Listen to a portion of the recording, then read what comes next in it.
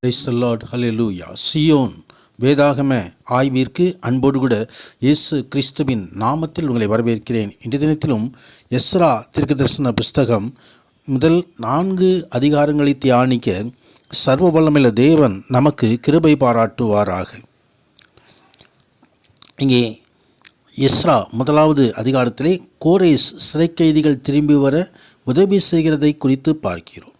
யூதாவுக்கு திரும்பி வருவதற்காக முன்பதாக யூதர்கள் பாபிலோன் தேசத்திலே சிறையிருப்பில் 70 ஆண்டுகள் தங்கியிருப்பார்கள் என்று எரேமியா தீர்க்கதரிசி முன்கூட்டியே தீர்க்கதரிசனமாக சொல்லியிருந்தார். அதை எரேமியா 25ஆம் அதிகாரத்திலே 29ஆம் அதிகாரத்திலே பார்க்க முடியும். அந்த 70 ஆண்டுகள் சிறையிருப்பு கிமு 605 நிகழ்ந்த முதலாம் சிறையிருப்பிலிருந்து கணக்கிடப்பட வேண்டும். அது யோயாக்கீம் அரசாண்ட 3வது ஆண்டாகும். கிமு 538 வரைக்கும் ஏறக்குறைய 70 ஆண்டுகளுக்கு பின்பே அந்த ஜனங்கள் தங்கள் தாய் நாட்டிற்கு திரும்பி வர தொடங்கினார்கள் என்பதை நாம் பார்க்க முடியும்.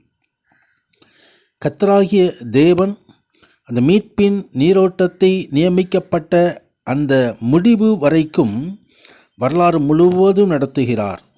அந்த முயற்சியில் வலிமைமிக்க அரசர்களை சிறைப்படுத்தினார். நேபுகாத்நேச்சார் போன்ற ராஜாக்கள் எல்லாம் அந்த காலத்திற்கு பின்பதாக அவர்கள் கொடிய நியாய தீர்ப்பை அனுப்பினதை குறித்து நாம் பார்க்கிறோம்.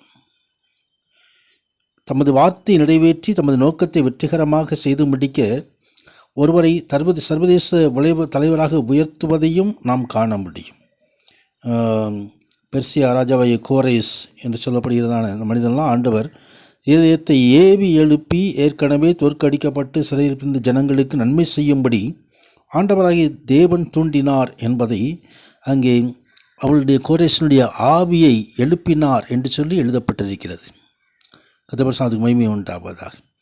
அதே போல எருசலேமிலே கர்த்தருடைய ஆலயத்தை கட்டுவதற்கு போகும்படி யூதா பென்யமீன் வம்சத்தின் தலைவரும் ஆசாரியர்களும் வேறு லேவியரும் என்று எவர்கள் ஆவியை தேவன் எழுப்பினாரோ அவர்களும் எழும்பினார்கள். கர்த்தருக்கு மகிமை உண்டாவதாக.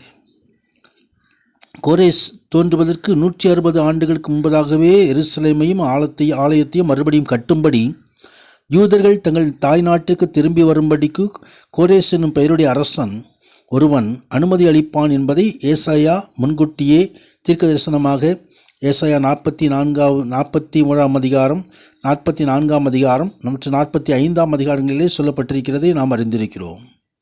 கர்த்தருக்கு மகிமை உண்டாவதாக. ஆம், ஆண்டவராகிய தேவன் பரிசுத்த ஆவியின் மூலமாக அவர் எழுப்புதலை கொடுக்கிற தேவன். கர்த்தருக்கு மகிமை உண்டாவதாக. அந்த எழுப்புதலை நாமும் கூட பெற்றுக்கொள்ள வேண்டியவர்களாயிருக்கிறோம். கர்த்தருக்கு மகிமை உண்டாவது. 2வது அதிகாரத்திலே திரும்பி வந்த சிறை கைதிகளின் பட்டியல் கொடுக்கப்பட்டிருக்கிறதை நாம் பார்க்க முடியும். இஸ்ரேல் பிடிந்த இஸ்ரவேலர் 2 பகுதியாக யூதாவுக்கு திரும்பி வந்தவர்களை பற்றி எஸ்ரா புஸ்தகம் விவரிக்கிறது. முதல் திரும்புதல் கிமு 538 செருபாபேலின் தலைமையின் பொறுப்பின் கீழ் நடந்தது. ஏறக்குறைய 50,000 மக்கள் திரும்பி வந்தார்கள் என்பதை ஆலயம் மறுபடியும் கட்டி கிமு 516 முழுமையாக அவர்கள் முடித்தார்கள். தீர்க்கதரிசிகளாகிய ஆகாயும் சகரியாவும் அந்த நாட்களிலே ஊழியம் செய்து கொண்டிருந்தார்கள். இரண்டாவது திரும்புதல் கிமு 457 எஸ்ராவின் தலைமை பொறுப்பின் கீழ் நிகழ்ந்தது. அதை 7ஆம் அதிகாரம் முதல் 10ஆம் அதிகாரம் வரை நாம் தியானிக்கலாம். எஸ்ரா தலைவனாக ஜனங்களுக்குடைய ஆவிக்குரிய ஜீவியத்தின் மேலும் உயர்வடைய செய்வதற்கும் தேவனுடைய நியாயப்பிரமாணத்துக்கு அவர்கள் கீழ்ப்படியும்படி ஊக்குவிப்பதிலும் அதிகம் கவனம் செலுத்தினதை நாம் பார்க்கிறோம். மூன்றாவது திரும்புதல் கிமு 444 நெகேமியாவின் தலைமையின் கீழ் நடந்தது. அவர்கள் நகரத்தின் மதிலை மறுபடியும் எடுத்து கட்டுவதற்காக எருசலேமுக்கு சென்றார்கள். எஸ்ரா நெகேமியா இவர்களின் கடைசி காலத்தின் போது தீர்க்கதரிசியாகிய மல்கியா அநேகமாக யூதாவில் ஊழியம் செய்திருக்கலாம் என்று சொல்லி வேத அறிஞர்கள் யூகிக்கிறார்கள். அங்கே அவர்கள் எண்ணப்பட்டவர்கள் எத்தனை பேர் என்று கொடுக்கப்பட்டிருக்கிறது 64வது வசனத்திலே நாம் பார்க்கிறோம். அங்கே 40,360 பேராயிருந்தார்கள். உண்மை உண்டாவதாக. தொடர்ந்து 3வது அதிகாரத்திலே சிறைப்பிலிருந்து திரும்பி வந்தவர்கள் கர்த்தருக்கென்று ஒரு பலிபீடம் கட்டுவதற்கு முன்னுரிமை அளித்து செயல்பட்டதை குறித்து நாம் பார்க்கிறோம். அந்த பலிபீடமானது யூதருடைய தொழுகையின் மையமாக இருந்தது. ஏனெனில் அதன் மேல் பலிகளும் இரத்தமும் தேவனுக்கென்று பாவ நிவாரணமாக செலுத்தப்பட்டது. அது கிறிஸ்துவின் கல்வாரி பலிக்கு முன்னோட்டமாக இருந்தது என்பதை நாம் யூகித்து கொள்ளலாம். கர்த்தருக்கு மகிமை உண்டாவதாக. ஆண்டவருக்கு பலி செலுத்த வேண்டும் என்ற எண்ணம் அவர்களுக்கு இருந்தது.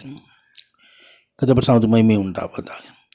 ஆம், ஆவிக்குரிய இந்த அழைப்பை நிறைவேற்றும் போது கர்த்தர் அதிலே சித்தம் கொள்கிறவராக, கர்த்தர் அதிலே ஜனங்களுக்கு உதவி செய்கிறவராக காணப்படுகிறார். கிறிஸ்துவுக்குள்ளான இந்த புதிய ஏற்பாட்டு விசுவாசங்களாய் நாமும் கூட தேவனுக்கு ஸ்தோத்திர பலிகளை செலுத்தும்படியான ராஜரீக ஆசாரிய கூட்டமாயும் பரிசுத்த ஜாதியாயும் நாம் அழைக்கப்பட்டிருக்கிறோம்.